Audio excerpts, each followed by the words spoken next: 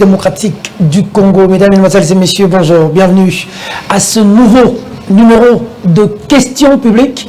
Réfléchir autour de questions qui gangrènent la République démocratique du Congo, tel est le leitmotiv de cette émission. Et nous disons toujours que de ces débats contradictoires pourront naître de mesures gouvernementales intelligentes. Merci à l'équipe technique, toujours de mèche avec nous. Florent Bontapi est avec nous, qui coordonne et réalise cette émission. Merci à Jojo Moulumba du côté de la prise des vues, à Réveil Coupa, clin d'œil à Samuel Etienne Efia, c'est la grande équipe technique, et aussi à tous ceux qui nous assistent, Micha, Keren et toute la famille.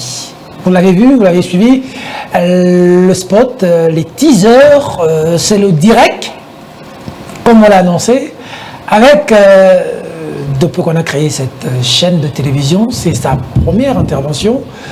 Avec lui, on va décrypter de fond en comble les questions des leurs. Lui, il est président de la Ligue des jeunes de la CCU, Convention de Congolais Unis, leader d'opinion, mais aussi un entrepreneur en République démocratique du Congo, Jean-Thierry Monsenepo Mototo. Bonjour. Bonjour. Comment vous allez, M. Thierry? Très bien, merci. Un plaisir pour moi de venir pour la première fois ici à Perfect Télévision. D'abord, je suis très impressionné par la qualité des images, ça je le sais déjà, parce que nous suivons la télévision à la maison, mais aussi impressionné par le matériel, par le dynamisme de l'équipe, par la qualité du matériel numérique qui se trouve ici. Vraiment, chapeau bas non seulement à vous en tant que promoteur, mais aussi à toute l'équipe qui, derrière ces caméras et ces machines, nous donne un travail extraordinaire. Lorsque nous sommes à la maison, nous n'avons pas l'impression que c'est aussi méticuleux et bien structuré. Merci beaucoup. Merci beaucoup. Les déployés tout contents. Mais il faudrait aussi rappeler ici que vous avez été pour beaucoup dans le coulisses, pour toute cette architecture.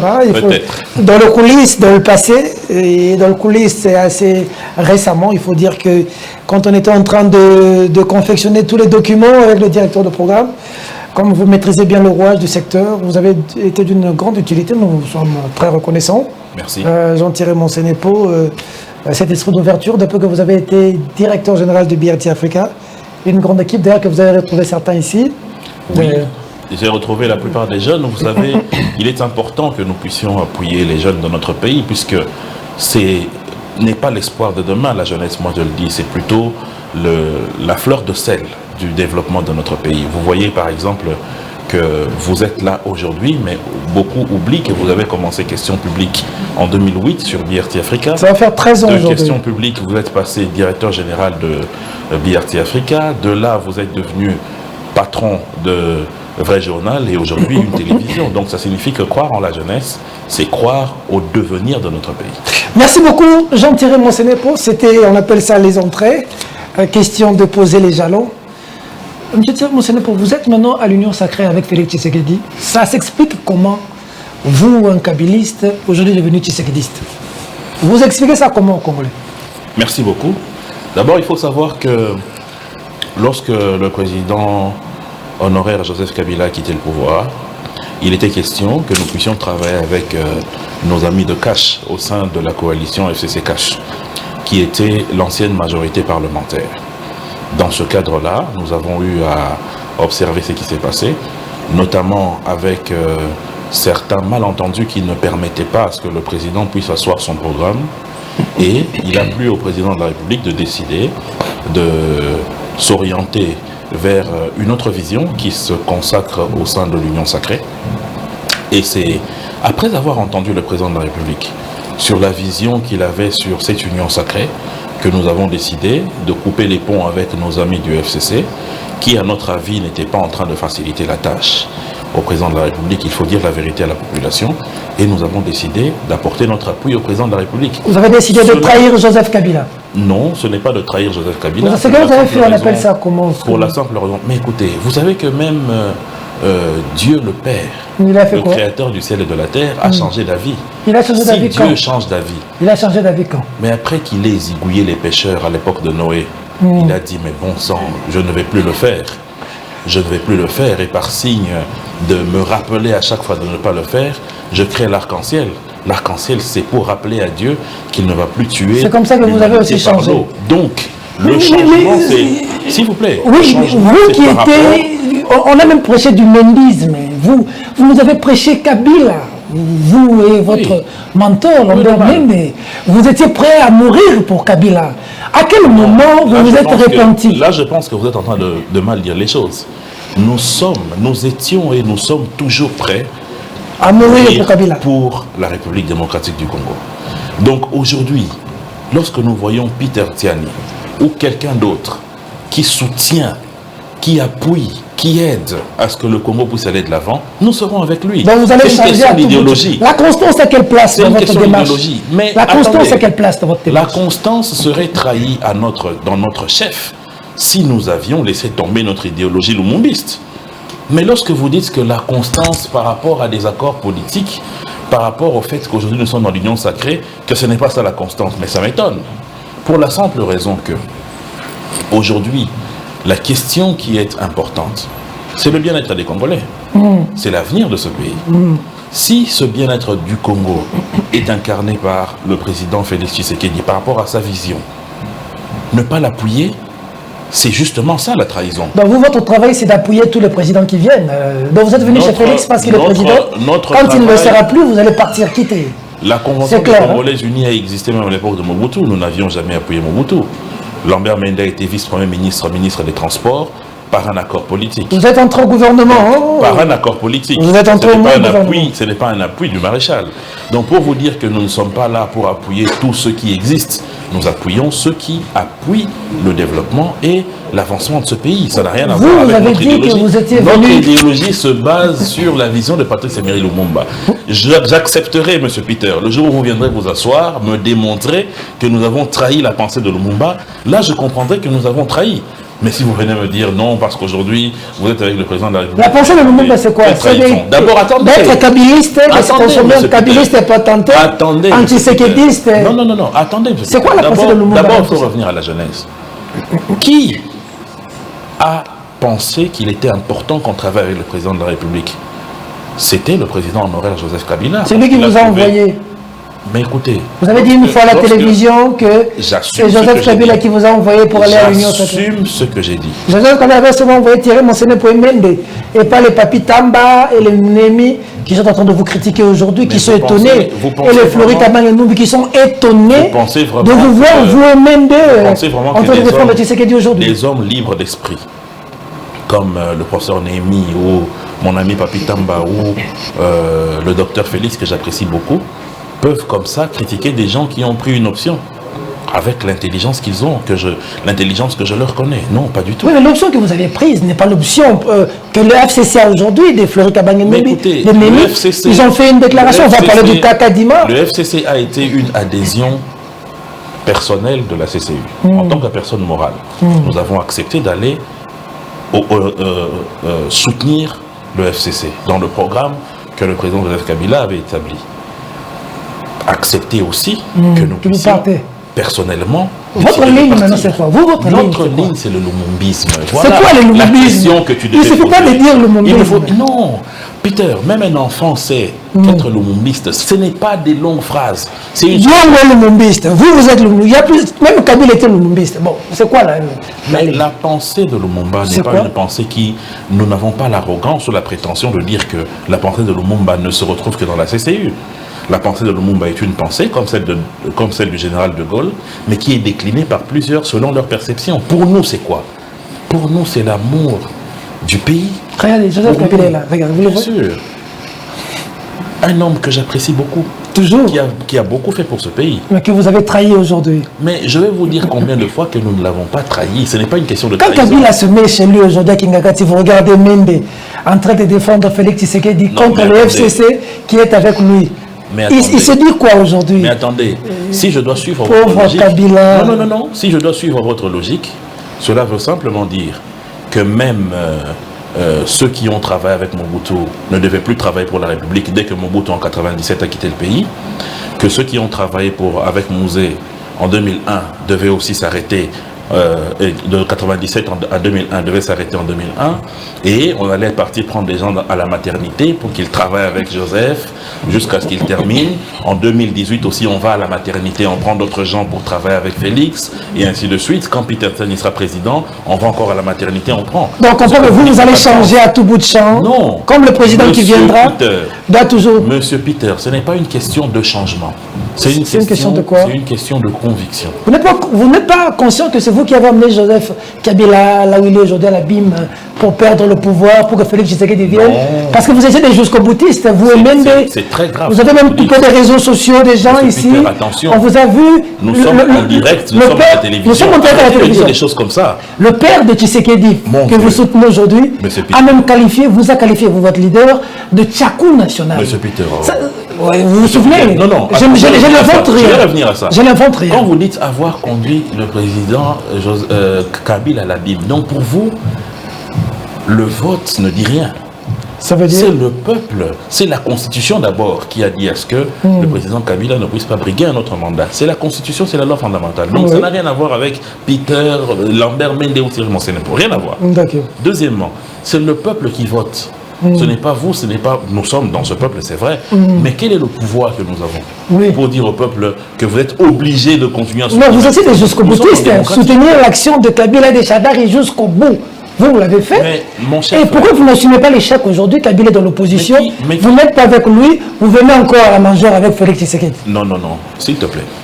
Je pense que lorsque on a eu les élections en 2018, il était question que nous puissions faire un choix entre aller vers une coalition, faire une cohabitation, ou être dans...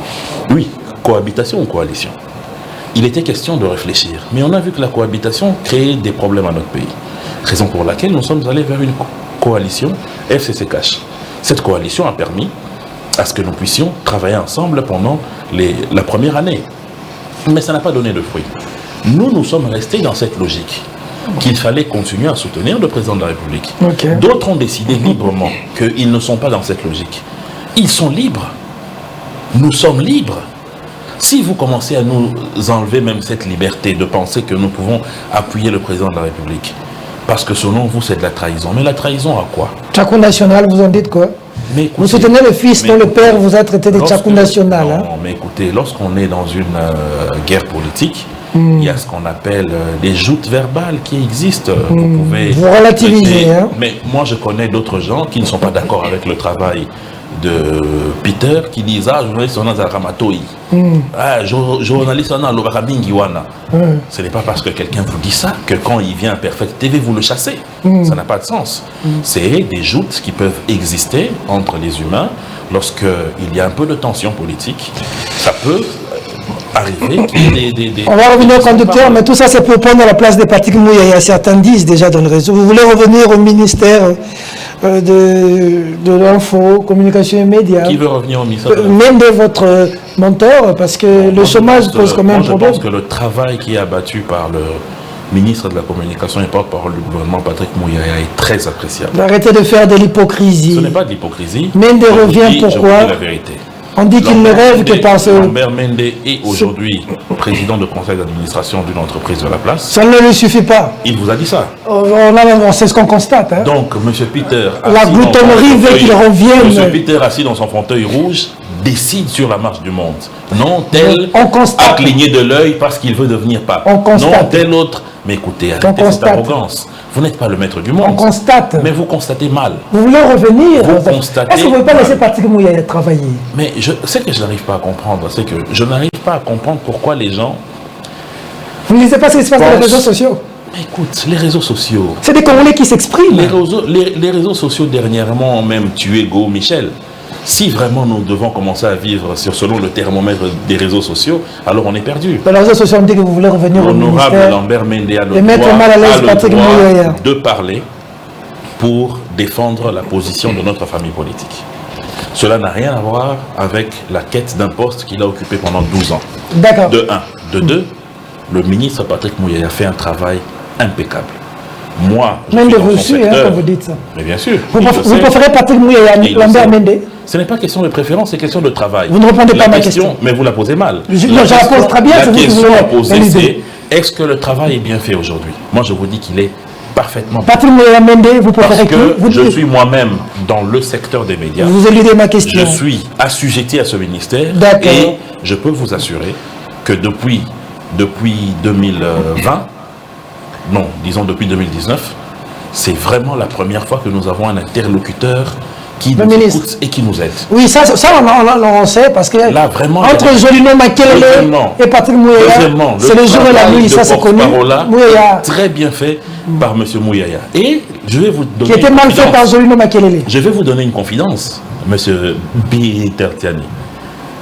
Parmi les gens qui apprécient Patrick Mouyaya, je crois que après Lambert Mende, c'est moi. Oui, mais donc ce que vous dites là n'a même pas de sens. De Patrick Mouyaya et Lambert Mende, vous préférez qui?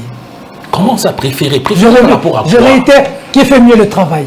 Mais mon cher ami, la question que vous me posez... ma question. Non, la question que vous me posez n'a même pas lieu d'être posée. Pourquoi? Pour la simple raison que dans le pays, le travail est question de course de relais.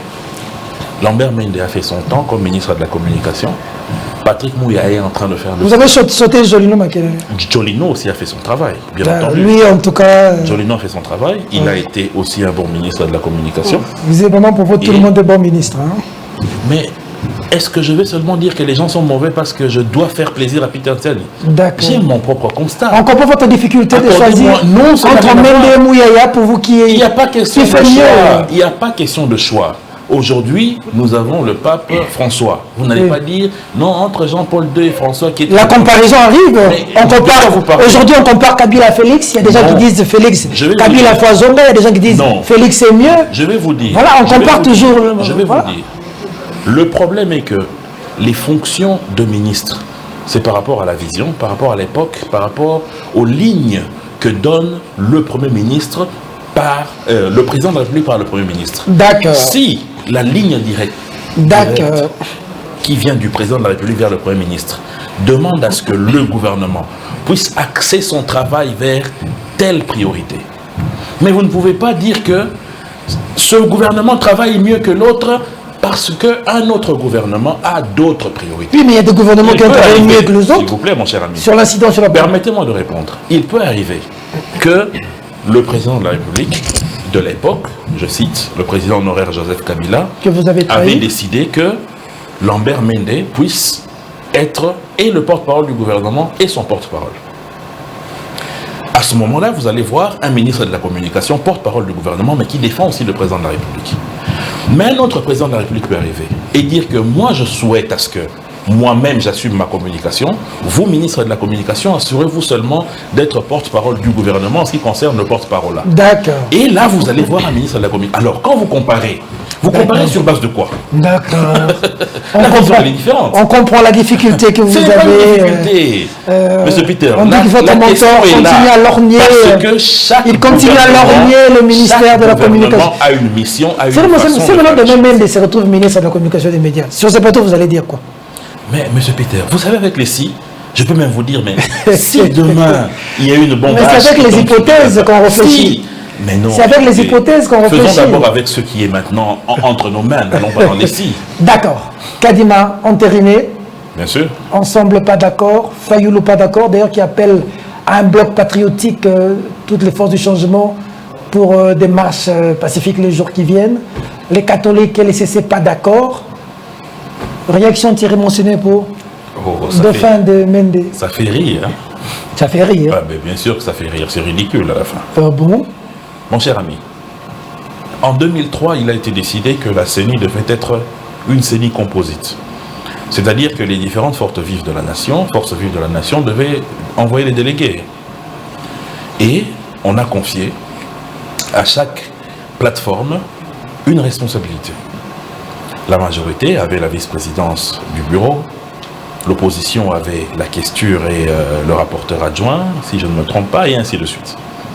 Alors, je vois mal, aujourd'hui l'opposition, qui est aujourd'hui la MOUCA et le FCC, dire qu'ils ne vont pas envoyer de délégués parce que la plateforme Église catholique, la plateforme confession religieuse, la sous-composante confession religieuse de la société civile, n'a pas eu de consensus. Mais de quoi je me mêle? Ça, c'est de un. Mais s'il faut maintenant qu'on mette des avis. D'accord. Le but principal, c'était de prendre en otage le processus électoral en empêchant à ce qu'il y ait un bureau de la CENI. Ah bon? Mais bien entendu, parce que je ne comprends pas comment est-ce que les répartitions sont dictées par la loi et que vous refusiez d'envoyer de délégués. Pour Oui. quelle raison? Parce que la sous-commission confession religieuse, Ok. ils ne se sont pas entendus. Les catholiques et les CC n'étaient pas d'accord et le PV devait être déposé, comme le dit le règlement, par le président de la SENCO, chose qui n'a pas été faite. D'accord. Monsieur Peter, je pense que vous êtes suffisamment intelligent et vous êtes un journaliste des dossiers. Lorsque vous lisez la charte des confessions religieuses, vous vous rendez compte, il y a deux articles qui sont très importants. L'article 16 et l'article 17. Qu'est-il dit? Que les confessions religieuses sont représentées par le président ou le vice-président. Oui, Que les réunions sont convoquées par ces deux personnes. oui. Mais au cas où ces deux personnes étaient empêchées, la majorité peut convoquer la réunion et prendre décision. Lorsque nous sommes 8 et que le vice-président et le président ne sont pas là, la majorité est constituée de combien? De 5 déjà, de 6 c'est encore mieux. Et les 6 se sont basés sur ce texte et sur cet article pour convoquer la réunion. Pour faire un parce qu'il passage faut en une force. majorité. Non, non, s'il vous plaît, restons dans les textes. Ne soyons pas dans les états d'âme. D'accord. Ils ont fait la réunion. Les PV ont été signés. Les 6 ont emmené les PV à l'Assemblée nationale. Ce n'est pas Dodo Kamba. Quand les gens disent Dodo Kamba a emmené les PV, il a emmené ça où? Quand? Seul? Quand? Les 6 sont venus en se basant sur la charte qui leur donne le pouvoir en tant que majorité de convoquer la réunion, de signer le PV, de transmettre. Ce n'est pas de l'irrégularité. Cette même charte dit quoi lorsqu'il n'y a pas de consensus? C'est de passer aux élections. Pourquoi la présidence catholique et la vice-présidence protestante n'ont pas fait de vote? Parce qu'ils ont compris qu'avec la minorité qu'ils étaient, ils allaient perdre. Parce que la charte dit quoi? Une confession religieuse ou une église, une voix. Depuis quand est-ce que le fait d'être une grande église donnait droit à 2 ou à 3 voix? Thierry Monsenepo, Depuis quand? vous êtes fier de ce qui se passe aujourd'hui à l'Assemblée nationale, de la manière dont Kadima a été entériné, de la bagarre qu'il y a eu à l'Assemblée nationale, et j'ai vu même des gens festoyer. Mais écoutez, les bagarres... C'est facile de banaliser les les bagarres dans les choses. hémicycles en cette période de démocratie. C'est facile de mais ça banaliser. pilule le monde, hein? Vous voyez ce qui s'est passé. Mais oui, en démocratie. Vous êtes fier qu'on entérine quelqu'un de la sorte? Et si demain, même si Félix Tshisekedi gagnait loyalement les élections, et que Kadima, quel crédit pourrait-il aujourd'hui avoir de proclamer Félix Tshisekedi président, même si par extraordinaire, Félix Tshisekedi gagnait loyalement les élections? Est-ce qu'on n'est déjà pas entaché, on n'a pas entaché le processus? Monsieur Peter, je vais vous donner un conseil. Non pas à vous, hein, mais je parle à nos téléspectateurs. En ce qui concerne le pays et des questions si importantes, il faut dépassionner le débat. Lorsque vous commencez à juger les actes ou ce qui est fait dans le pays à l'aune des images, alors vous êtes perdu. Avec ces histoires-là. S'il vous plaît. Parce que si c'était le cas, moi, Thierry Monsenepo, je serais député national aujourd'hui. Parce que je peux vous donner des images où j'avais des foules qui me suivaient derrière. Mais lorsque l'urne a parlé, c'était différent. Donc c'est pour vous dire quoi? Quoi? Qu'il ne faut pas se baser sur ces images pour dire que l'enterrement n'est pas bon. Sinon, à chaque fois qu'il y aura quelque chose, si quelqu'un n'est pas d'accord, il n'a qu'à envoyer des bagarreurs. D'accord. Ils savent que quand Peter voit les images de bagarre, il dit que ce n'est pas bon. Le président, Maintenant, le président de la République... s'il vous plaît, permettez-moi de répondre. Allez-y. Lorsque vous dites, monsieur Peter, si je suis fier ou pas, je suis fier. Vous êtes fier? Je suis fier. Le pour contraire une m'aurait seule chose. étonné. Non, non, non, non. Allez-y. Je suis fier pour une seule chose. Le respect des textes. Les textes, c'est le seul boussole qui nous permet d'avancer convenablement. Oui. Sinon, nous sommes perdus. Si le respect des textes était le cas, Si on laisse tomber la les commission textes, paritaire ne serait pas dirigée Si on par laisse- Mbata. pourquoi pas? Vous avez suivi comment Geneviève Inagossi l'a recadré, étant président de la commission PLJ, le règlement d'ordre intérieur ne lui permettait pas de diriger une commission. L'honorable Geneviève Nianagos n'a pas recadré le professeur Mbata. Elle a donné son point de vue. Votre collègue de lutte d'hier du FCC. Nous parlons français, il faut bien dire. Elle a donné son point de vue. Mais elle a recadré. Non. Elle a recadré. Alors vous n'avez pas le poste de le professeur Mbata l'a traité des journalistes qui ne maîtrisaient pas le droit. Elle a dit qu'elle avait suffisamment d'expérience parlementaire et que le professeur Mbata, étant président de la PAJ, ne pouvait pas diriger la commission paritaire. Le règlement intérieur interdit. Parce que moi j'ai le mien. C'est des violations de texte en violation de texte. Non, pas du tout. Moi j'ai le mien. J'ai mon point de vue. Le professeur Mbata est président de la commission permanente de la PAJ à l'Assemblée nationale. Oui. Il n'est pas acceptable que le président d'une commission permanente dirige une commission. Souvent les gens, quand ils sont au pouvoir, on dirait l'intelligence pas. Est-ce que vous pouvez me laisser parler? Je vous en prie. Je vous ai invité pour parler, M. Jean-Thierry Monseigneur. Dieu merci. Maintenant, la commission paritaire n'est pas à confondre avec les commissions spéciales de l'Assemblée nationale. La commission paritaire tire son existence de la loi organique sur la CENI. Oui.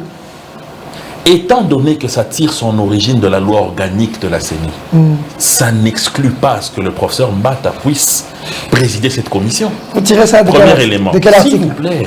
Donnez-nous des bases légales. S'il vous plaît, M. Peter. Vous avez dit que Premier élément. Deuxième élément. Vous savez quand est-ce que cette commission a été mise en place? Le 21 août. Tous ceux qui sont en train de crier là, pourquoi ils n'ont jamais attaqué ça avant?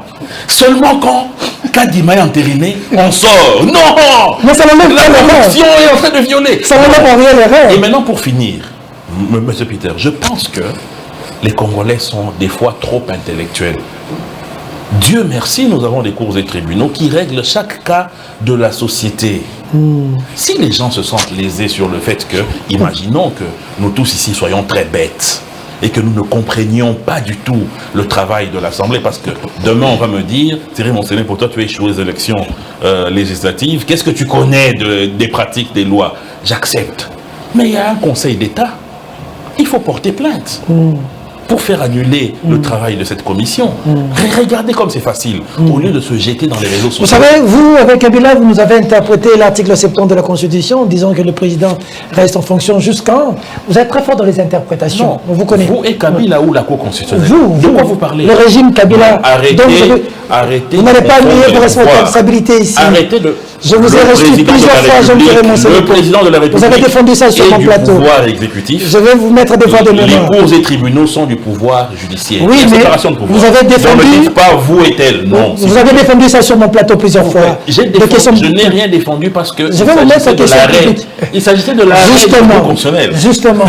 Aujourd'hui, nous constatons qu'il y a un article qui est violé du règlement d'ordre intérieur dans Mbata. Mon cher frère, je malheureusement que la nature de la commission paritaire est différente de la nature vous des tirez ça commissions de quel soubassement juridique? Donnez-nous le texte. C'est comme ça que... Le texte. Moi, je vous dis, non, je vous dis que je tire ça de la loi organique de la CENI qui institue cette commission paritaire. Maintenant, moi, je vous dis, M. Peter, étant donné que vous êtes très génie pour ne pas dire, vous êtes expérimenté en termes de loi, mais la Cour, le Conseil d'État existe. Allez porter plainte là-bas. D'accord. Pourquoi est-ce qu'on va se tuer sur les réseaux sociaux et faire l'intelligence? On réfléchit, c'est du choc des idées, parce qu'on dit que ce qui se fait sous le régime Félix, lorsque moi je vous donne mon idée, n'a pas beaucoup plus d'intelligence que ce qui se faisait sous le régime Kabila, où on habillait quand même intelligemment l'enfer futur. Là c'est très grave. Contrairement à aujourd'hui, on dit très grave, sous votre régime hier, Kabila habillait quand même les choses. Aujourd'hui, on fait des passages en force brutes. Il n'y a pas une question. Il n'y a pas une question d'habillage ici, c'est une question de texte. D'accord. C'est une question de texte. Autre question. Lorsque vous avez deux églises qui pensent être au-dessus de 6 autres, ça c'est une question d'habillage. C'est une question d'hégémonie. C'est-à-dire qu'on se dit qu'on est supérieur aux autres. On connaît l'église catholique. Ce n'est pas acceptable. L'église catholique en termes de... Voilà. Mais mon cher ami, si l'église catholique savait que nous, en termes de ce que Peter Tsani sait, nous sommes supérieurs aux autres. Lorsqu'ils discutaient sur la charte, il fallait qu'ils disent, vu notre gros poids, il faut que notre voix soit double, ou qu'on ait un droit de veto. Ils n'ont pas dit ça. Attendez, ils se sont convenus avec les amis Une église, une voix. Mais pourquoi aujourd'hui ça changerait? Mais si vous recusez à ce stade, à ce niveau, l'impact de l'église catholique, le président de la République, selon vous, devait avoir quelle attitude aujourd'hui? Lui qui, hier, a refusé d'investir Malonda sur base de cette situation que nous vivons aujourd'hui, de l'Église catholique. Dans sa lettre, le président de la République a dit qu'il a permis tout ce que je vous dis ici. Il ne faut pas prendre le Congolais qui nous suivent pour des canards sauvages. Le président de la République a dit que les CC, les catholiques, n'avaient pas validé la démarche et qu'ils ne pouvaient pas investir Malonda. Mon cher ami. Aujourd'hui, c'est la même situation où l'Église catholique et le CC ne sont pas d'accord avec Kadima. Le président de la République va-t-il valider ou pas? Qu'est-ce que vous en pensez? Mon cher ami, le président de la République, à l'époque de Malonda, avait totalement raison. Et je peux vous dire que le cas de Malonda est très différent du cas de M. Kadima. Comment? Sur plusieurs points. Premièrement, à l'époque, le délégué de l'église kimbanguiste, M. Elébé, n'avait plus la confiance du représentant légal de cette église. On lui avait retiré la confiance. D'ailleurs, il a été retiré de la CIME. Rappelez-vous bien. Deuxième élément, les autres forces vives, notamment même la majorité parlementaire de l'époque, n'avaient pas donné le nom en ce qui concerne ses représentants. Sur les 15 personnes qui doivent être du bureau permanent et de la plénière de la CENI. Mais il n'y en avait même pas 10 qui avaient été choisis. Et pour finir, qui avait emmené les PV? C'était le représentant d'une seule confession religieuse. Ce n'était pas la majorité aujourd'hui des 6 confessions qui se basent sur la charte. Donc il y avait une violation. Donc les cas sont différents. Et puis, il faut savoir une chose. C'est que le président de la République investit avec son ordonnance. Mais ce n'est pas le président de la République qui choisit.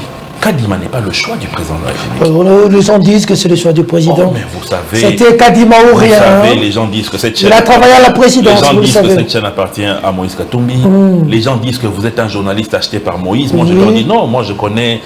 Peter, je peux aussi me reprocher de quelque chose. Ah, là c'est vous. Je peux aussi mais moi je vous défends. Hein. Il est toujours important de se reprocher de quelque chose. Moi je dis aux gens, non, Peter, on ne peut pas l'acheter. C'est comme ça que moi je viens à son plateau. Je sais que c'est un journaliste neutre, à moins que vous me disiez le contraire. Non, mais il faut toujours se reprocher quand les gens disent, les gens ne sont pas bêtes. Peut-être que de notre manière de faire, les gens trouvent aussi ce qu'ils nous reprochent. On n'est pas des hommes parfaits. Donc, merci, M. Peter vient de confirmer qu'il est... Je ne confirme pas. Je dis que les remarques des gens sont très importantes. Les téléspectateurs ont la réponse à ce qu'on s'est toujours posé comme question. D'accord. Merci. Mais c'est moi, je disais tantôt. Je vous dis, si nous devons à chaque fois commencer à dire non, les gens disent que ce n'est pas vrai. Mais on ne va pas avancer. Mais c'est que les gens disent. C'est sur base de ce que les gens disent. Parce que nous avons vu les églises choisir Kadima. On n'a pas vu le président. Oui. La loi ne donne pas la majorité. Nous, la majorité parlementaire, nous avons choisi le vice-président. Oui. Etina. Qui est du Maïndomé comme moi. De la manière dont on sait. Pas de la manière. C'est la loi qui dit ça. La question, nous avons choisi. C'est nous qui avons choisi. Les opposants, de la Mouka ont choisi un député ici de la Chambre. On a débauché quelqu'un. Il est aujourd'hui. On a débauché quelqu'un. Donc, les pratiques kabiliennes que vous avez amenées aujourd'hui, le débauchage. Et même les gens se vendent de ce débauchage. Comment vous pouvez dire? Je vais y revenir. Vraiment. Laissez-moi vous n'allez pas comprendre. La rumeur est en train de devenir une loi sur ce plateau. Thierry Monsenepo, oui. Les remarques des gens, ce que les gens disent de nous, peut ne pas être vrai, mais il est important que quand les gens disent des choses... j'ai l'impression que ça vous a fait mal, hein? Non. Vous revenez sur ça. Non, je veux justement dire sur base de ce que les gens disent de Kadima. Je suis désolé si je vous ai fait mal. Non. C'est ce que les gens pensent, hein? Kadima. C'est aussi notre devoir, en tant que personne qui vit avec le peuple, de vous rapporter ce qui est Merci beaucoup. Mais quand vous revenez sur ça alors qu'on avait avancé, c'est que ça vous a fait mal. Je m'excuse si je vous ai blessé. Mais c'est ce que les gens pensent. Non. Je ne fais que relayer. Ce que les gens pensent est très important pour nous permettre de nous amender. Alors écoutez ce que les gens pensent de Kadima. Mais pas tout. S'il vous plaît, laissez-moi. Si aujourd'hui les gens pensent que c'est une femme, parce que les gens pensent ça, vous allez vous remettre en question. Est-ce que je peux poser la question? Vous n'êtes pas une femme. Est-ce que je peux poser la question? Je vous en prie. Les gens pensent que Kadima est un candidat de Tshisekedi. Kadima a travaillé à la présidence en 2019 et Kadima a été le candidat ou rien. Alors, la majorité des gens que vous n'avez pas suivis, les Fayoulou, les Katumbi, l'église catholique, et une certaine opinion pense, cette opinion-là qui pense que Peter est katumbiste, pense que Kadima est le candidat de Tshisekedi. D'accord. Vous en pensez quoi? Très bien. D'abord, M. Kadima n'a pas travaillé à la présidence de la République. M. Kadima a été... Avec le PNUD. A été un expert recruté par le PNUD, donc les Nations Unies, Voilà. dans le cadre du mécanisme de suivi de l'accord cadre d'Addis Abeba. Où c'est? Ici. Ok. Et il a donc travaillé, recruté par le PNUD, s'il vous plaît. D'accord. Et vous savez très bien que les travaux qui concernent les Nations Unies sont payés par les Nations Unies. Quand vous dites travailler à la présidence, c'est qu'il est repris dans les barèmes de la présidence de la République. Pas du tout, ça n'a jamais été le cas. Deuxièmement, candidat ou rien de qui? Candidat ou rien de 6 confessions religieuses, c'est leur responsabilité. Mais si vous Ça veut dire si confessions religieuses viennent avec leurs candidats, vous savez, après ils s'appliquent. Cholet a parlé, vous avez suivi Cholet, non? Peter, je vais vous dire une chose qui me fait très mal au cœur. Allez-y. Vous savez, il faut qu'on arrête dans ce pays de minimiser les autres églises. Seulement parce que l'église catholique est une église où la plupart des gens ont la foi. L'église kimbangiste, ce n'est pas une église qu'il faut minimiser. Pour qu'aujourd'hui, lorsque les catholiques ne sont pas d'accord avec quelque chose, même si vous êtes nombreux, leur voix compte plus que tout le monde. Ce n'est pas bien. C'est détruire la laïcité de notre pays, une position qui est reconnue par la Constitution. Ok. Donc, lorsque 6 confessions religieuses disent que nous voulons ce candidat parce que nous avons trouvé en ce monsieur des critères valables. Chaque confession religieuse avait amené son candidat. Non, c'est que c'est à quel moment ils se sont agrippés sur un seul candidat Peter, au point de mourir pour ce candidat. Leurs candidats sont passés où? Je vais vous faire une révélation. Est-ce que vous savez que Kadima a été même choisi par l'église catholique lorsqu'il y avait plusieurs candidats? Parce qu'au finish, on s'est retrouvé avec 2 candidats seulement. Parce que tous les autres avaient été élagués. Donc ça signifie que les 8 confessions religieuses ont fait un toilettage pour ne garder que ces 2-là. Botoko et Kadima.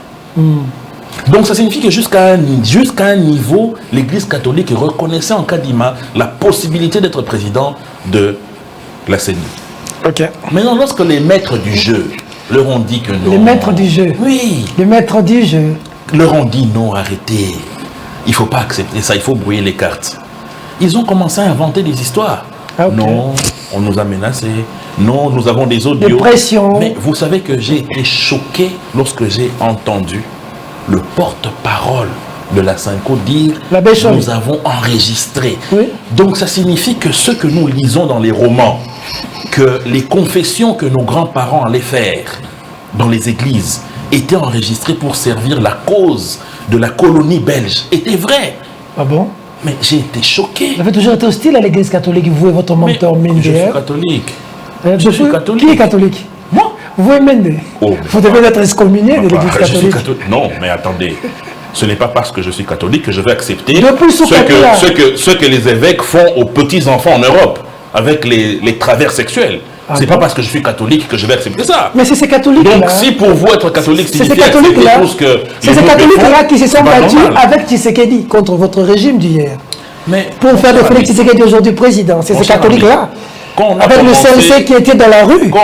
C'est vous qui bénéficiez aujourd'hui du fruit du combat des CNC. Quand on a commencé cette émission avec vous, vous avez dit que j'ai été pour beaucoup dans l'aide que je vous ai apportée tant soit peu pour Perfect TV. Exactement. Ça me donne le droit après cette émission de commencer à casser les caméras.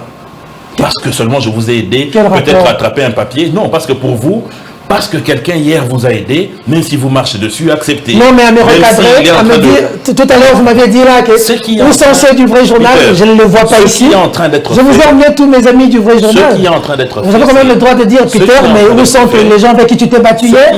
Ce qui est en train d'être fait. Un conseil n'est pas mauvais. Ce qui est en train d'être fait, c'est de l'hégémonie. Ah bon? Donc, pour revenir à ma réponse... Les gens qui ont aidé Félix Tshisekedi à être là avec le CLC, les gens sont morts contre votre régime avec Kabila. C'est vous maintenant qui leur tirez aujourd'hui. Ça ne leur donne pas le droit de vie et de mort. Encore que ça concerne les confessions religieuses. Donc lorsque vous venez ici me dire à moi qui suis l'Union sacrée que le choix de Kadima c'est une question de vie ou de mort, je vous demande quel est ce cadre de l'Union sacrée Qui vous a dit ça? Oui, on si a vous vu. parlez... Avec les confessions religieuses, Oh, c'est Kadima ou est-ce rien. que les confessions religieuses sont de l'union sacrée? Mais vous soutenez Kadima, pourquoi? Non, nous ne soutenons pas Kadima. Voilà maintenant là où vous vous perdez. Nous ne soutenons pas Kadima. Vous faites quoi? Nous, CCU, nous soutenons la légalité. C'est-à-dire, lorsque nous voyons qu'il y a une église, c'est comme aujourd'hui. Si nous remarquons par exemple que le député de la Mouka, qui est aujourd'hui proposé par la commission paritaire, le débauché, entériné, se fait malmener par des gens qui veulent lui donner un mandat impératif, ce qui est interdit par les lois de notre pays. Ils veulent faire de lui un mandat impératif, c'est-à-dire qu'il appartient à l'autorité morale parce qu'il est autorité morale. Nous allons défendre, non pas le député, mais le principe. Mais vous apparteniez à une autorité morale, non, hier? Mais quoi, Thierry Monserrat? Vous avez parle, déjà oublié de citer? Je parle de député national. Oui, mais même les députés nationaux, même les sénateurs, être membre d'un parti, vous aviez une autorité morale où vous alliez à Kingakati. Ce n'est pas un mandat d'élu. Je te parle de mandat des élus. Ce n'est pas un mandat impératif. Donc c'est interdit. Mais je vous dis la vérité. C'était pas bien d'avoir une autorité morale alors. Ce n'était pas bien. Monsieur Peter, arrêtez de suivre mon doigt, suivrez ce que je vous montre. Je vous dis ceci. Que le député national ne peut pas avoir un mandat impératif. Oui. Sur base de notre constitution. Mais ils doivent avoir aussi des autorités morales. Ils peuvent avoir, mais le rôle de ces autorités morales-là, ce n'est pas de leur dicter ce qu'ils doivent faire. Kabila faisait quoi hier? Ils doivent voter. Kabila faisait quoi hier? Il faisait quoi? Avec vous, vous êtes mieux informé. Mais il était votre autorité morale, non? Oui, et il a donné quel impératif aux députés? Quand il mettait les gens alignés comme ça à Kingakati et puis on donnait un mot d'ordre, quand on a dénoncé la question de mot d'ordre... Moi j'allais à Kingakati, il n'y a pas quelqu'un qui nous mettait dans le sens où tu entends dire. Ah, on a vu, hein? Non, vraiment, nous étions déjà... alignés comme ça, Kimbuta s'en plaignait même le jour d'un match de football. Non, il y a un portique qui détecte les métaux, il faut passer en dessous, on ne va pas venir en groupe pour passer en dessous, il faut être logique quand même. On va avancer, donc, je vous disais, M. Peter, que il n'y a pas eu une position de Kadima ou rien. C'est une question. On sent vraiment du Mende en vous. C'est l'esprit Mende. Vous répondez à tout. C'est vraiment Mende habite en vous. C'est le nationalisme. Ah bon? Ah oui, nous on est comme ça. Nous on est des nationalistes. Nous on est comme ça, Peter. On est comme ça. On est à une école, là. Nous on est nationalistes. On est comme ça. C'est comme ça que nous sommes. Si aujourd'hui les gens descendent de la rue, comme Martin Fayulu l'a menacé, l'Église catholique n'est déjà pas d'accord. Nous connaissons tous la force de frappe de l'Église catholique. Vous et moi, vous en savez beaucoup avec Kabila. Et que les gens descendaient de la rue. Et qu'il y avait des morts. Pourquoi il y aurait des morts? Monsieur Martin Fayulu a dernièrement fait une marche où il a eu beaucoup de ses adeptes, de ses militants. Il y a eu un mort d'un de ses militants poignardés. Ce n'est pas ce que le bilan de la police... Il en a parlé là, hein, à mort. Mais écoutez... Il faut aussi suivre les opposants. Non, nous les suivons. Mais écoutez, la question des bilans, la police aussi en donne. Hein. La chose la plus simple à faire, c'est si de dire qui est mort. Lorsque Thérèse Kapangala est morte, nous avions su. Mais pour Martin Fayulu, apparemment, ce ne sont que ses amis de SID qui le savent. Il a eu une grande masse derrière lui à sa marche et il n'y a pas eu de mort. Merci. Jean, donc aujourd'hui, s'il y a des marches, ce n'est pas antidémocratique. Si les gens veulent marcher, dans le cadre des ententes qui se font aujourd'hui avec l'hôtel de ville, où il y a des encadrements de la police et ainsi de suite, il n'y a pas de problème. D'accord. C'est la démocratie. Vous êtes parent, vous êtes aussi politique. Vous allez jeter un coup d'œil à ce qui se passe au niveau de l'EPST avec les écoles conventionnées catholiques. C'est la catastrophe aujourd'hui. Ce bras de fer, Tony Mwamba et les catholiques. Oui, nous avons vu les images et nous déplorons, mais je pense que le gouvernement a pris ce problème à bras-le-corps. J'ai suivi le compte rendu du dernier conseil de ministres qui a été donné par le porte-parole du gouvernement, où il a clairement dit qu'il a été demandé au ministre de l'EPST d'entamer rapidement des pourparlers avec le banc syndical. Vous voulez que je vous fasse entendre ces images quand vous dites... J'ai entendu, vous avez entendu le ces images mais le son de qui? C'est ça le problème. Les enfants, c'est les enfants. Vous voyez les enfants, regardez les enfants dans la rue. D'abord, je vais vous dire une chose. La gratuité de l'enseignement, mais c'est maintenant les enfants dans la rue. Laissez-moi vous dire une chose. Comment vous, sous Kabila, vous n'avez pas fait des choses comme ça? Monsieur Peter, mais sous Fachi, vous n'aidez pas Félix Onye, vous voulez qu'il y ait des choses. Regardez ce qui se passe. Monsieur Peter, vous savez qu'il faut être vrai lorsqu'on critique. Sous Joseph Kabila, il y a eu même des élèves de Bossangani qui étaient comme ça dans la rue. C'est un acte à empêcher et interdire. Ce sont nos enfants. On ne peut pas les laisser dans la rue comme ça. S'il leur arrive un accident, les enseignants ne doivent pas manipuler les enfants.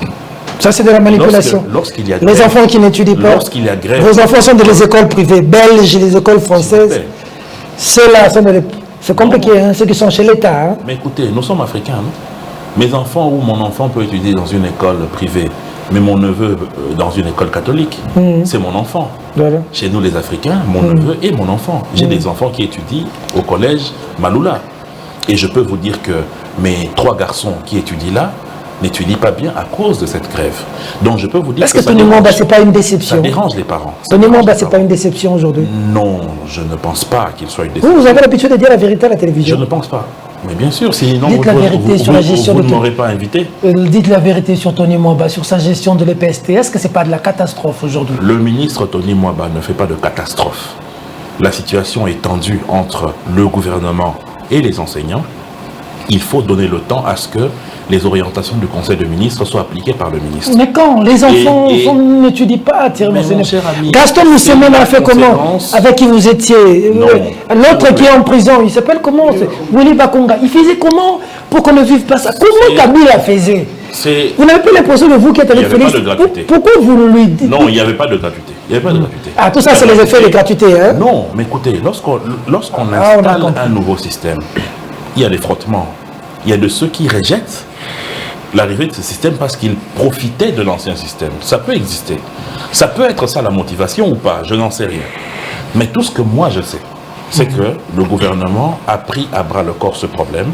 Et en ce moment, il y a des discussions entre le ministre de l'EPST et le banc syndical. Là, c'est à Boussangani aujourd'hui. Et j'espère que les choses vont mieux aller. La deuxième chose que je dis, c'est que ce n'est pas normal que les enseignants utilisent nos enfants comme bouclier social. C'est les enseignants qui les utilisent. Hein. Mais écoutez, vous pensez que les enfants de 6 ans, de 7 ans, vont prendre la décision de sortir dans la rue pour marcher? Ce n'est pas acceptable. Lorsqu'il y a grève, que l'école signifie aux parents qu'ils n'emmènent pas leurs enfants à l'école. Au moins, les enfants vont rester dans la sécurité de leur foyer, en attendant que les choses puissent se dénouer entre le banc syndical et le gouvernement.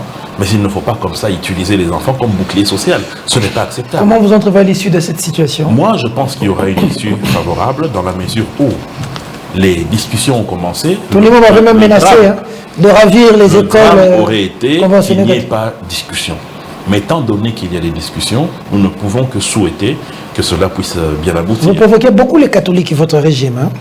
Non, je ne pense pas que ce soit lié au fait des catholiques ou pas. Les enseignants sont en train de réclamer quelque chose qui est vrai, c'est l'augmentation de leur dû. Le gouvernement est en train de prendre une position qui n'est pas mauvaise, en disant que nous avons fait un ajout sur base du budget que nous avons. Lorsque l'on multiplie cet ajout à tout le nombre des enseignants qu'il y a, ça pèse sur le budget, mais il y a moyen qu'on trouve des paliers.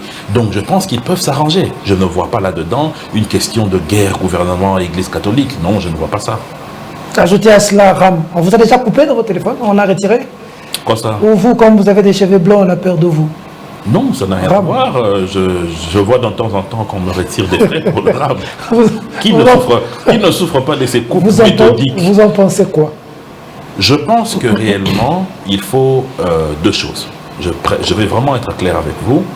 C'est que je suis pour le RAM. Je suis pour le RAM dans la mesure... J'ai pas bien entendu. Je suis pour le RAM. Ah bon? Dans la mesure où ça amène certains faits positifs, notamment la protection des appareils par le retraçage du code email, notamment en ce qui concerne les autres accès qui accompagnent la gratuité de l'enseignement dans le e-class et aussi dans la possibilité à ce que les étudiants et d'autres personnes aient accès à Internet gratuitement. Mais là où je ne suis pas d'accord, c'est premièrement en ce qui concerne la manière dont c'est coupé. En 6 mois, cela pèse plutôt que si ça avait été étalé sur 12 mois. Deuxièmement, la population a le droit de savoir ce qui est perçu et comment c'est orienté. Parce que vous n'êtes pas en train de prêcher dans le désert quand le ministre a été interpellé et puis après... Non, je ne prêche pas dans le désert. On a vu les rentrer tout bonnement et les gens sont allés défendre Ram à l'Assemblée nationale. Non, l'Assemblée nationale a fait des recommandations qui ont été acceptées par le gouvernement Il faut suivre les comptes rendus des conseils des Les ministres. Congolais n'attendent pas des recommandations de Thierry Monseneko. Ils attendent la suppression de la RAM, ils n'ont pas de... Ils ont élu les députés alors. Les députés ont fait quoi sur cette question? Ils ont formulé des recommandations. Les Congolais n'attendent pas des recommandations, ils attendent la suppression de la RAM. Je vous dis ce qu'attendent les Congolais. Monsieur Peter, je vais vous dire une chose. Est-ce que vous savez que le plus grand barrage, bien sûr, ça sera après Inga, qui est construit aujourd'hui en Éthiopie, a été fait sur base d'une taxe qui est proche du RAM, payée par la population. Donc, lorsque la population est au courant de comment est géré son argent et à quoi ça sert, les populations sont prêtes à participer. Ça, je peux vous le dire. Ils ont les moyens de participer. Hein. Je vous dis la vérité. Ils vous ont dit qu'ils ont les moyens qu'à leur coupe. À la hauteur de chacun. À la hauteur de chacun. Donc, c'est pour vous dire quoi? Moi, je pense qu'aujourd'hui, c'est la transparence qui fait défaut dans nos pays, qui fait que la population n'adhère pas facilement au paiement des taxes et redevances. Pour la simple raison qu'il faut, ce qui est fait dans les taxes des industries extractives doit aussi exister dans tous les secteurs. C'est-à-dire qu'aujourd'hui, les populations doivent savoir que le RAM, c'est une taxe, mobilisé. c'est l'impôt, c'est quoi? C'est une rémunération. C'est une rémunération qui est... DGRAD ne connaît pas cette histoire, les gens de la DG ne connaissent pas cette histoire. Non, mais ce ne sont pas toutes les rémunérations. C'est sur base de quelle... Non, ce ne sont pas toutes les rémunérations qui sont connues par les services d'assiette. Parce que, je vous donne un exemple simple. Aujourd'hui, vous allez au ministère, au secrétariat général des médias. Vous avez une chaîne de télévision. Oui. J'ai vu parmi le secrétaire général nous a écrit pour donner la liste des chaînes qui sont en ordre. J'ai vu Perfect TV dedans. Nous avons payé à la BG. Vous avez payé ce qu'il faut payer pour le récépissé, mais vous avez aussi payé les frais techniques. C'est une rémunération qui est de la hauteur de 700 $. On vous a en contrepartie donné une fiche à remplir et un cahier de charges que vous avez signé. C'est une rémunération. Donc pour ces 700 $ là, vous n'allez pas voir la DGRAD là-dedans.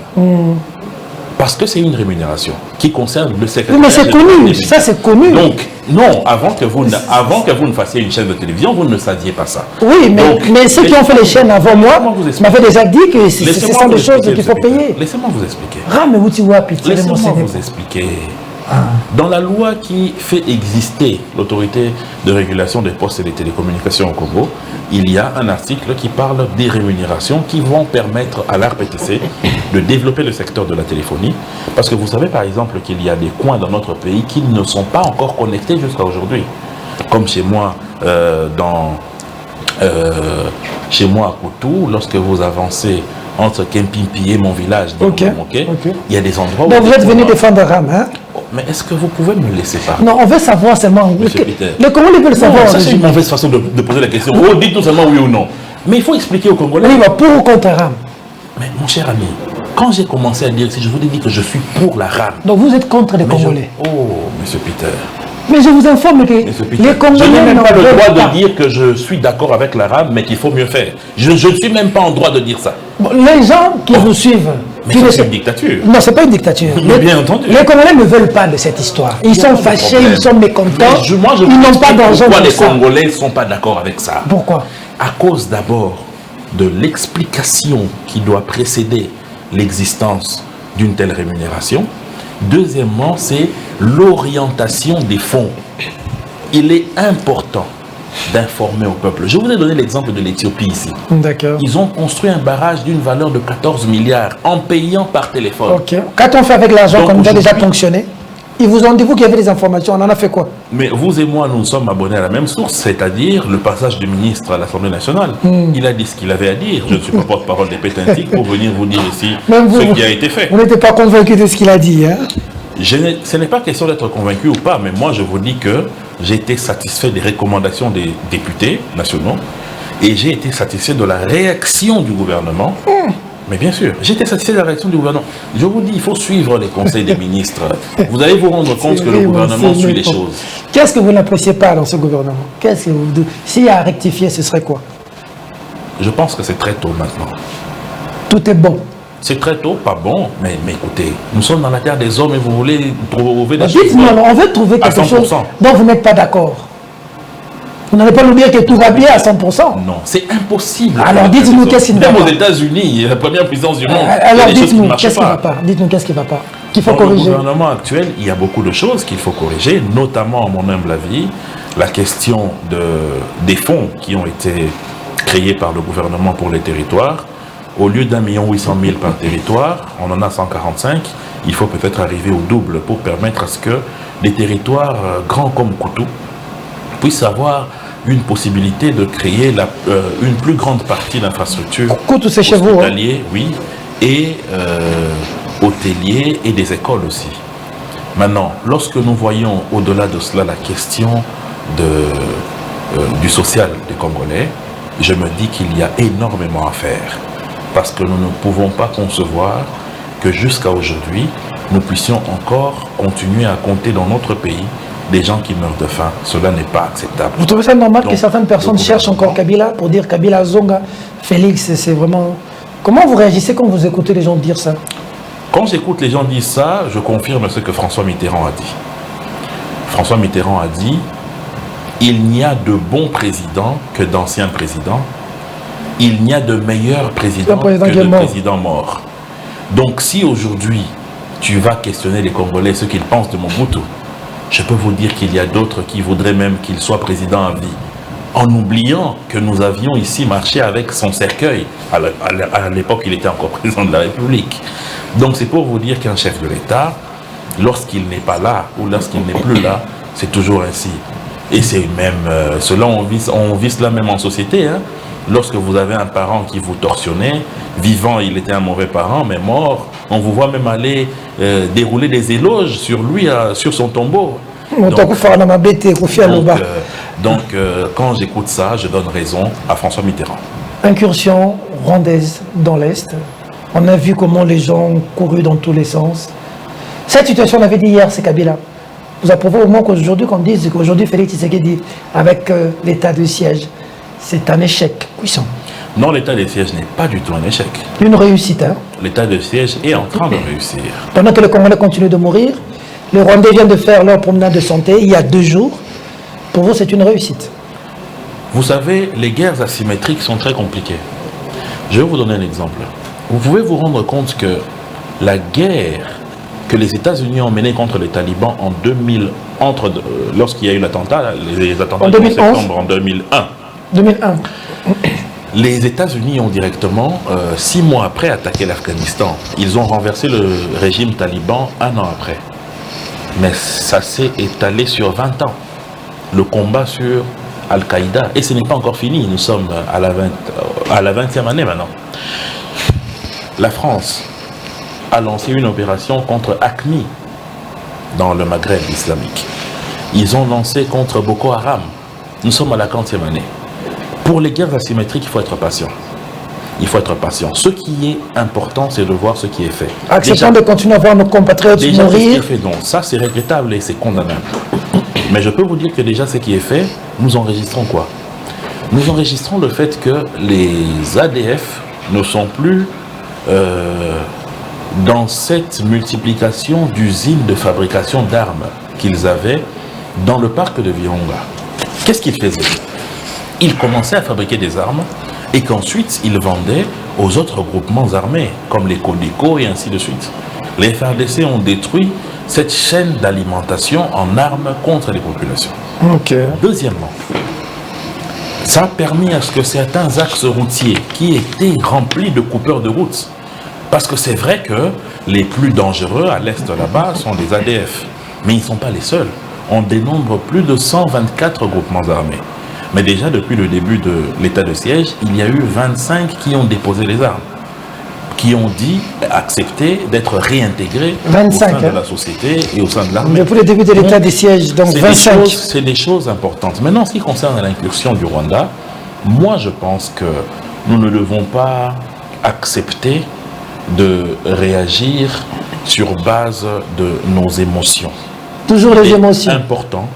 Il est important d'attendre la réponse que va donner le mécanisme de suivi, qui est un instrument... Notre officier a parlé de l'incursion rwandaise, le porte-parole de la FARDC, l'ambassadeur rwandais ici a contredit tout le gouvernement et les FARDC. Non, nous on va suivre ce que notre armée dit. Oui, mais l'ambassadeur a parlé, il nous a marqué ici. Notre armée a bien réagi.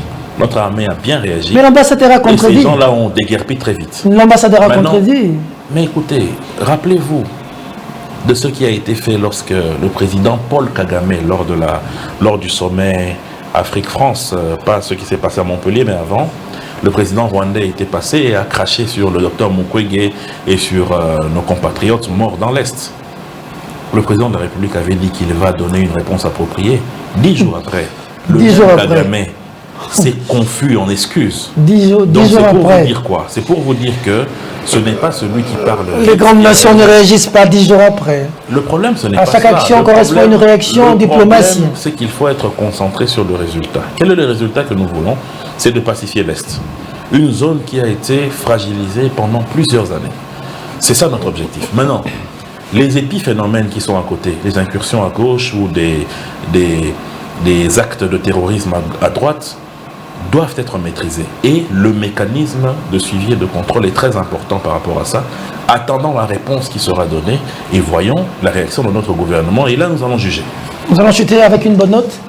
L'IGF, quand même, on est en train de constater, j'ai vu récemment hier les infos sur les recettes qui se maximisent du jour au lendemain. On est à 735-36 millions de CFA. 835 millions de dollars le mois. Monsieur Peter, je voulais vous dire une chose, c'est que si aujourd'hui le président de la République doit aller aux élections, le bilan principal qu'il va présenter, c'est le travail abattu par l'inspection générale des finances. Ce service, au travers de son inspecteur-chef de service, M. Gilles Alinguete, a donné une orthodoxie dans la gestion de la chose publique. Aujourd'hui, nous n'en sommes plus à l'époque où ceux qui géraient l'argent de l'État pouvaient s'amuser avec. Il triomphe et il fait peur. Aujourd'hui, il y a une orthodoxie dans la gestion de la chose publique, surtout en ce qui concerne les dépenses et les recettes. Cela s'explique par ce que vous venez de dire, l'augmentation des recettes à maintenant 835 millions de dollars le mois. Ce qui veut dire que si on continue sur cette lancée, d'ici quelques mois, nous allons atteindre le milliard et ça permettra notamment au gouvernement de doubler les salaires des fonctionnaires publics. Et cela grâce à un homme, c'est Jules Alinguete. C'est par rapport Contrairement à celui qui était avant hier à l'inspection générale de finances sous Kabila que vous étiez ensemble. C'est par rapport à sa discipline. C'est par rapport à la manière dont aujourd'hui il a une méthodologie de travail qui est très appréciable. On lui reproche aussi beaucoup de choses. Hein. Premièrement, s'il vous plaît. De tirer à boulet rouge. Sur... Premièrement, le travail que fait IGF sur terrain en mettant ses inspecteurs sur les traces de là où passe l'argent public, la patrouille financière, permet à ce que l'argent rentre dans la caisse de l'État. Deuxièmement, les publications, les émissions et le travail de médias qui est fait donnent une leçon et des cours de gestion à la plupart des Congolais que nous sommes. Aujourd'hui, grâce à toutes ces émissions que vous faites avec lui et que vous avez l'occasion de publier et que nous suivons, nous savons aujourd'hui que l'IGF existe. Ce qui est plus grave, je vais vous faire rire, c'est que vous allez même chez une maman qui vend des beignets au coin de votre avenue, à qui vous dites « servez-moi des beignets de 1000 francs », elle vous donne exactement ce que vous dites et vous lui dites « mais il n'en manque pas », elle vous dit « eh, j'ai pas envie que l'IGF vienne m'arrêter ici ». Donc pour vous dire que ça commence à entrer dans le subconscient des Congolais, le respect de la gestion de la chose publique. Si réellement, dans tous les secteurs, il y avait une bravoure comme ce qu'on sent dans le chef de M. Jules Alinguete, je pense que le président de la République pourrait dormir sur ses lauriers. Ce monsieur mérite le remerciement de nous tous Congolais et le soutien des institutions dans le travail qu'il fait. Mais aussi ce soutien, il est important qu'il puisse provenir de la justice. Parce que lorsqu'il fait son travail et qu'il y a des dénonciations, il emmène ça devant la justice, les cours et tribunaux qui doivent instruire et donner des réponses à charge. Le président de votre parti, Mende, a dit qu'il était spirituellement fort. Hein? Il a dit que l'IGF est spirituellement fort. Ils se sont vus dans leurs histoires ou comment pour que Mende... Non, vous l'avez vu spirituellement fort. Lorsque l'honorable Mende dit que Jules Alinguete est spirituellement fort, ce n'est pas puisqu'ils se sont vus dans un monde pandémonium, ça n'a rien à voir. Ça a à voir avec le fait que... Il a reçu des attaques kabbalistiques qui n'ont pas marché. Ça n'a rien à voir. Quand on dit qu'un homme d'État est spirituellement fort, ça signifie qu'il résiste aux penchants de la chair. C'est quoi les penchants de la chair? La corruption, la concussion, les menaces qui viennent de gauche à droite, des menaces physiques, des menaces de parole, des menaces en poison et ainsi de suite. Ils résistent à tout cela parce que c'est des penchants des humains. Donc c'est tout à fait normal que quelqu'un des fois puisse tomber. Mais comme ils ne tombent pas, on dit des hommes pareils qu'ils ont une spiritualité forte parce que on ne peut avoir une telle force que de Dieu. Thierry Monsenep, on a fini. Merci. C'est moi qui vous remercie. Après Félix Tshisekedi, vous allez soutenir qui? Fayulu, Bemba, Katumbi, si l'un d'eux est devenu président? Quand 2028 la arrivera, nous liste. saurons. Quand 2028 arrivera, nous saurons. Oui, avec Kadima, vous savez qu'en 2023, il n'y a plus à... Non, pas avec Kadima. Kadima n'est que président de la CENI. mais bon, vous parlez de 2028, parce que pour vous, 2023, c'est une lettre à la poste. Ceux qui font les parce que vous avez Kadima? Non, pas parce que nous avons Kadima. Parce que nous avons la population derrière nous. Et parce que nous avons un bilan qui sera présenté. Parce que nous avons Jules Alingueté, nous avons l'IGF. Nous sommes certains que les ressources du pays vont augmenter et ça permettra au gouvernement d'injecter des fonds dans des secteurs porteurs. Donc nous sommes certains qu'en 2023... Vous dites quoi, Kabila, maintenant, en train de vous suivre à Kingakatiasi? Il s'est dit quoi de vous? Mais vous parlez de Kabila assis à Kingakat, il se dit quoi? En train de suivre Thierry Monsenep pour maintenant là, la télévision. Oui. Dauphin idéologique de Lambert Mende. Il s'est dit quoi? Comment il se dit quoi? Je ne comprends pas. Comment il est fier de vous, fier de votre combat auprès de lui, ou est-ce qu'il va être déçu? Fier. Il est très fier de vous. Fier parce que l'amour du Congo, c'est ce qui a particularisé Joseph Kabila et qui le particularise aussi. Et mais pourquoi vous l'avez laissé? Et il a ça en commun avec Félix Tshisekedi. Vous l'avez laissé pourquoi? Nous n'avons pas laissé Joseph Kabila, nous avons laissé le FCC. Le FCC? Ah ben oui, nous avons laissé le FCC. Vous avez laissé le FCC? Avec ceux qui coordonnent là, qui n'ont pas bien fait les choses. Qui par exemple? Qui a coordonné le FCC? Némi Moulani. Mais oui, donc, ils n'ont pas bien fait les choses. Est-ce que vous n'avez pas... Vous ne pouvez pas être dans une alliance avec un partenaire politique et lui mettre des crocs en jambes. Ce n'est pas sérieux. Il mettait les crocs en jambes à Mende? Je parle du partenaire. Quel partenaire? Félix? Le cash, oui. Ah ben vous n'étiez pas d'accord que... On n'était pas d'accord avec ça. Que Némi mette le FCC... Vous n'étiez pas d'accord avec ces pratiques-là. Mettre les crocs en jambes à... Kabila n'a jamais coordonné le FCC, s'il vous plaît. Oh. Donc tout ce qui se faisait là, lui, il ne savait pas, il n'était pas au courant. Mais écoutez, lorsque vous avez un ministre qui se permet de mal répondre, je le dis, à un président de la République en plein conseil de ministres, qu'est-ce que ça a à voir avec Joseph Kabila? Qu'est-ce que ça a à voir? Non, tout ça, c'était les némis. C'est le ministre qui le fait. C'est des individus. C'est des némis qui ont des chadari. C'est pas des némis. Il n'y a pas 1000 némis. C'est des individus. Des individus. Mais, bon, écoutez, je suis gêné. Je suis gêné parce que nous, à la CCU, on nous interdit de parler des individus. C'est exceptionnellement que je vous dis qu'il y a des mauvaises choses. Rando, Bokabwana. Non, Bokabwana, c'est trop dire. Mais biso to benda na biso. Pototali to lobi ke bana mayo yo mambo ça là, ça va coûter au pays. Cet accord a été fait pour la stabilité du pays. D'abord, ce n'est pas ministre. Non, stabilité Mboka. Et stabilité Mboka, il est quignon sur la moto. Celui-là, c'est mon frère. Celui-là, c'est mon frère. Dernièrement, d'ailleurs, j'étais au vernissage du livre de mon frère Serge Kadima, un très bon livre sur le contrôle à la frontière. Il a fait un travail scientifique exceptionnel. J'ai rencontré. Vous faites comment pour changer? Pour changer quoi? Parce que nous, on n'a jamais changé. Comment vous faites? On est lumumbiste. On n'a pas changé. On n'a pas changé. C'est quelle stratégie vous avez? Non, est-ce que Messi a cessé d'être joueur parce qu'il est maintenant... Ah ben vous êtes comme ça, on vous achète comme ça comme Messi. Partout on peut vous acheter avec de l'argent. Pourquoi vous ne voulez que la donne acheter? Donc vous pensez que vous voulez acheter par cachot, comme les gens disent. C'est tout le monde. Messi, on l'a acheté. Réalisez pas votre cas. Moi, je vous ai parlé de Messi dans l'aspect joueur. On l'a acheté. Vous directement, étant donné que vous êtes toujours dans l'achat. Vous êtes allé dans l'achat. Vous êtes des mercenaires politiques. Vous êtes allé dans l'achat. Donc vous voyez que vous êtes mal orienté. Vous êtes des mercenaires politiques. Mal orienté. À cause de vos achats. Parce que Peter, on m'a acheté, tout le monde est acheté. Monsieur Peter, s'il vous plaît. Donc aujourd'hui, Félix a mis le moyen. Je vous dis que je parle de Messi joueur. Vous parlez de Messi achat. Donc vous allez dans le sens qui vous convient. Bon, et ce sens, c'est malheureusement ce que les gens pensent. Oh, vous avez fait un teaser, les gens ont suivi l'émission, ils me disent, oui. Ok, pas journaliste, va somba wana. Ok, d'accord. Répondez-moi à ma question. Ça m'a fait peur. Vous changez comment? Ça veut dire que... On n'a jamais changé. Même des kabylistes. Nous sommes lumumbistes. La constance à quelle place? Nous sommes lumumbistes, Peter. Ah, nous sommes lumumbistes, nous sommes constants. Nous sommes constants. Vous qui avez attaqué le monsieur là, de l'américain là, Perriero, Thierry Monselep. Mais tout pour Kabila. Non, c'est ça. Vous commettez l'erreur. C'est pour le pays. Parce que vous battez pour un individu, vous pensez que tout le monde c'est pour les individus.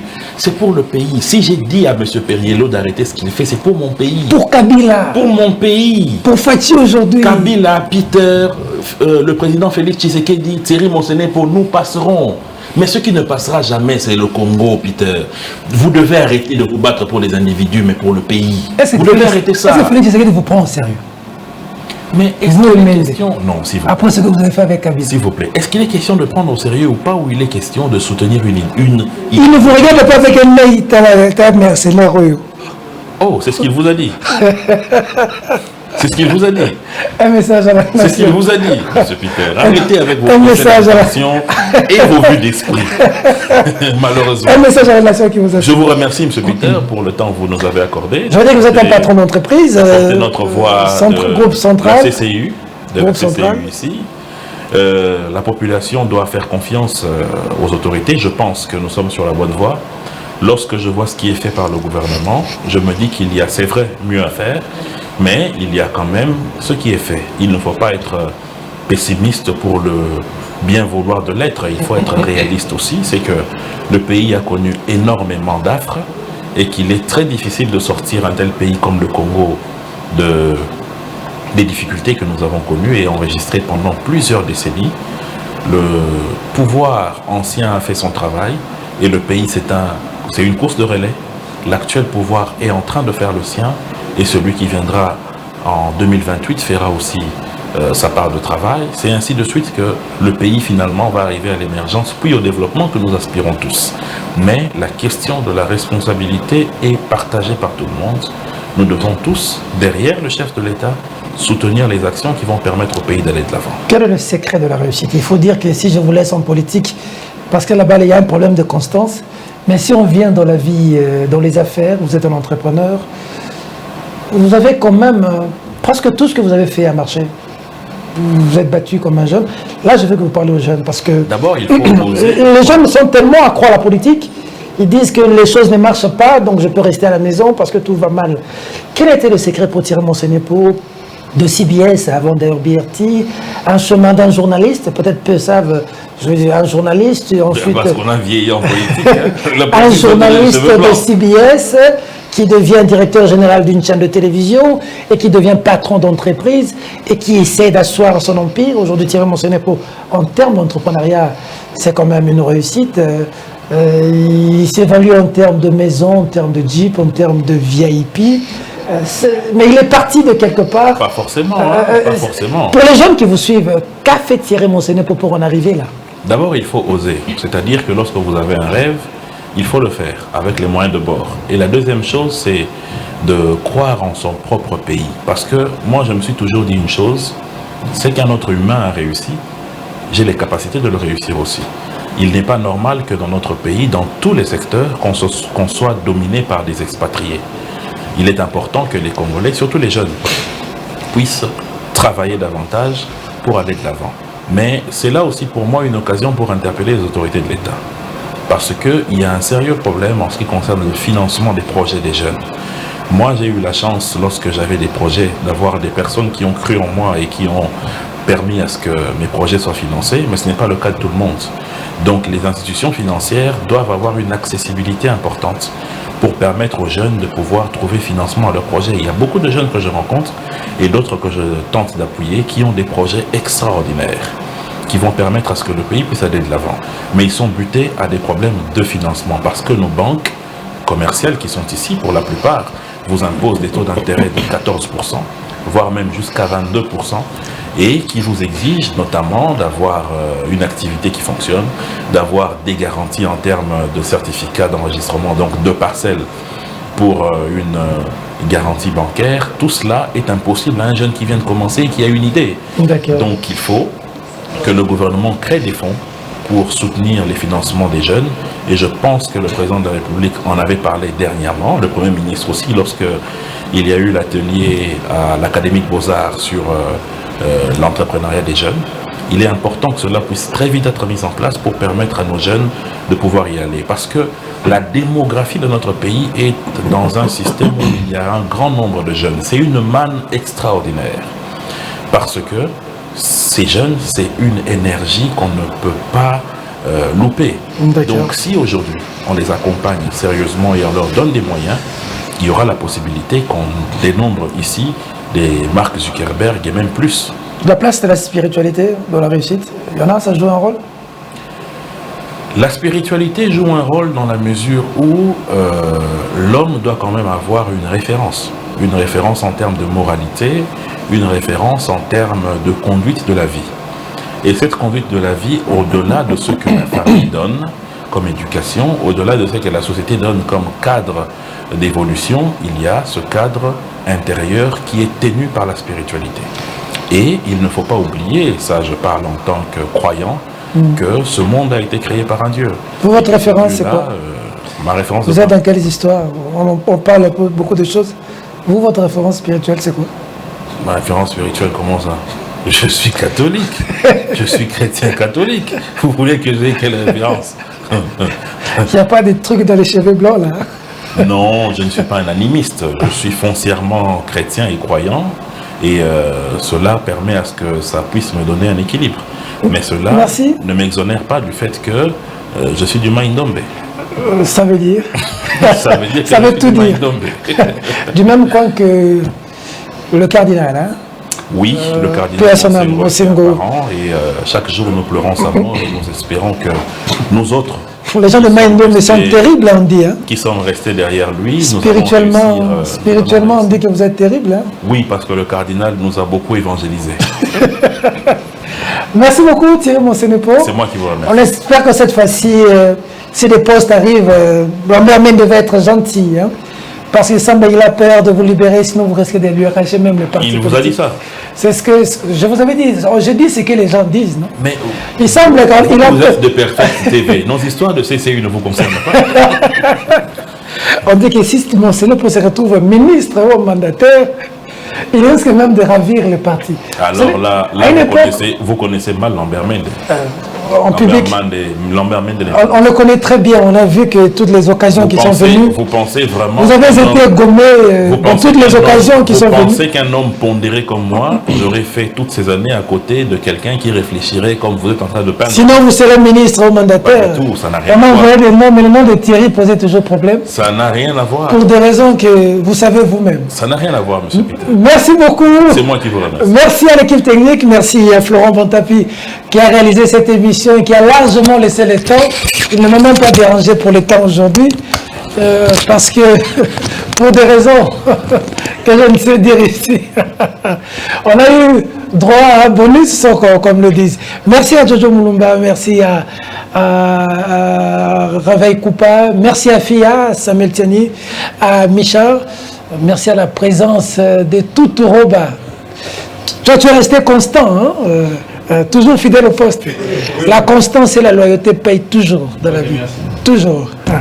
Pour son édifice, le Congo a besoin de la participation de nous tous. Mesdames, mesdemoiselles et messieurs, j'ai fait attirer mon Seigneur pour ce que lui faisait hier aussi à ses invités.